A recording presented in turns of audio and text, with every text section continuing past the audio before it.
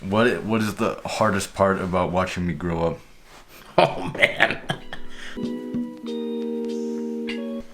Hey guys, so welcome back to my channel. Obviously I got a guest, and this is actually my dad. And just for a little background for the viewer, you want to tell us what you do? I do a lot of things. You know, I'm in business. That's true. I think the most pertinent thing is I do emotional intelligence coaching. And I help people, companies grow with emotional intelligence.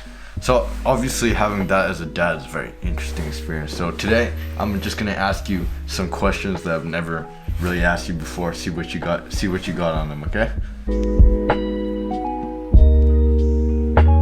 Well, you saw my last video, right? I did. How do you balance being worried about your future, like thinking of school and grades, and be conservative at the same time pursuing your dreams? Because you once wanted to be at the top like me as a kid. How do you balance that looking back at your age now? A great question. I've watched your video a few times and I've thought about it, and as you know, I get to watch you do your creative process. Yeah.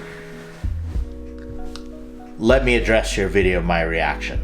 Yeah. How to not follow your dreams, or how to follow your dreams, how to not follow your dreams. And you evoked your mom, and saying, you know, when you were growing up, she said you could be anything, etc., right? Yeah. So, how to not follow your dreams? Let's start off that way. Here's how not to follow your dreams. Make your dreams about self-esteem. So Okay. what's self-esteem to you? What's self-esteem? So it's about how you feel like others look at you, like how you feel, like comparing yourself to the world, right? Perfect. So how you're learning, you're paying attention. I like it. I've been paying attention, that's right. How you feel about yourself, that's self-esteem. And how you think others feel about you, that affects your self-esteem. So it's all about feelings. So don't make your dreams about self-esteem, because emotions, they're like waves, and sometimes they get choppy and sometimes they're calm. Not very stable. You're not going to build a house on top of an ocean. It floats and moves around. Now, how to follow your dreams. The best way to follow your dreams, giving you father-son advice, Yeah. is to make it about self-concept. So what is self-concept? Who the ideal person? I'm not really sure on this one, but Go ahead, give it my a shot. guess is the maximum potential of who you could be. Okay? It's who you know you could be. Okay. So it's self-esteem is how you feel about yourself, and self-concept is what you know about yourself, regardless of how you feel. So this is how you should pursue your dreams. Make it about what you know about yourself and be realistic about it, and then you have a much better chance of achieving your dreams that way. Because if it's about how you feel about yourself, like think about it. How do you feel about yourself when you get, like in your video, when you have 6 views or whatever you counted? How do you feel about yourself? Oh man, I should just give up on my dreams. I should be a doctor or whatever. You feel crappy. Yeah. Right? But what do you know about yourself? Even though you got 6 views and you got no subscriber growth, what do you know about yourself? I don't really have a choice what I do. I kind of have to just keep doing it because that's me. Yeah, you know, this is in me. This is in my blood. I can't shake it. I have to keep doing it. So therefore, self-concept is a much better motivator than self-esteem. What is the hardest part about watching me grow up? Oh man, I did not expect that question. I got you guys. I got the viewers. Wow, hardest part about watching you grow up. The hardest part about watching you grow up is how hard you are on yourself. How much you beat yourself up, only because I did that to myself. So watching you do that to yourself, I empathize with it. So it's like when you do that to yourself, you're kind of like doing that to a part of me, because I can empathize with you. So all the angstiness that you put yourself through, Yeah. that's hard for me to watch.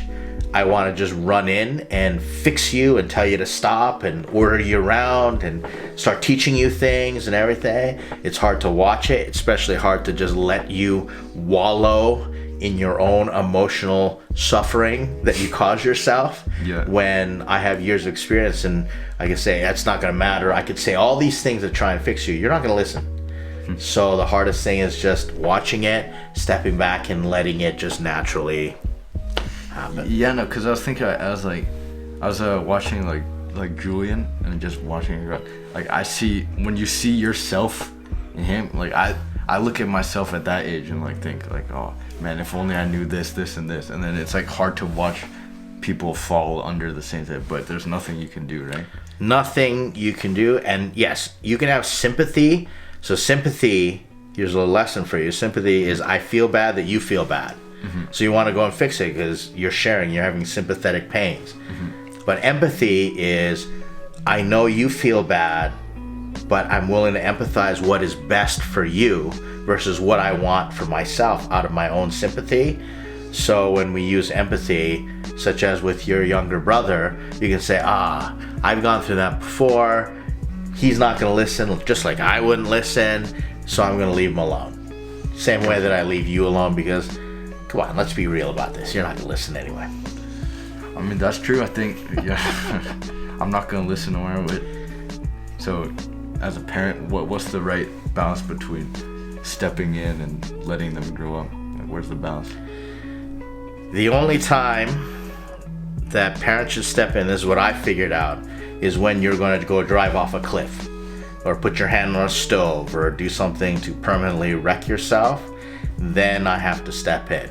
Outside of that, it's like a highway with multiple lanes and you keep going down. If you're going to go in the opposite traffic lane, I'm going to stop you. If you're going to go off into a ditch and fly off a cliff, I'm going to stop you. If you're going to go too fast and get dangerous, I'm going to stop you. But whatever lane you want to be in, whatever car you want to drive in those lanes, then I'm not going to intervene. I'm just going to be there along for the ride. Maybe we're driving and I'm in another car beside you. Sometimes I'm in your side seat, sometimes in the back seat, other times in another car, kind of giving you directions, having a conversation. Who knows?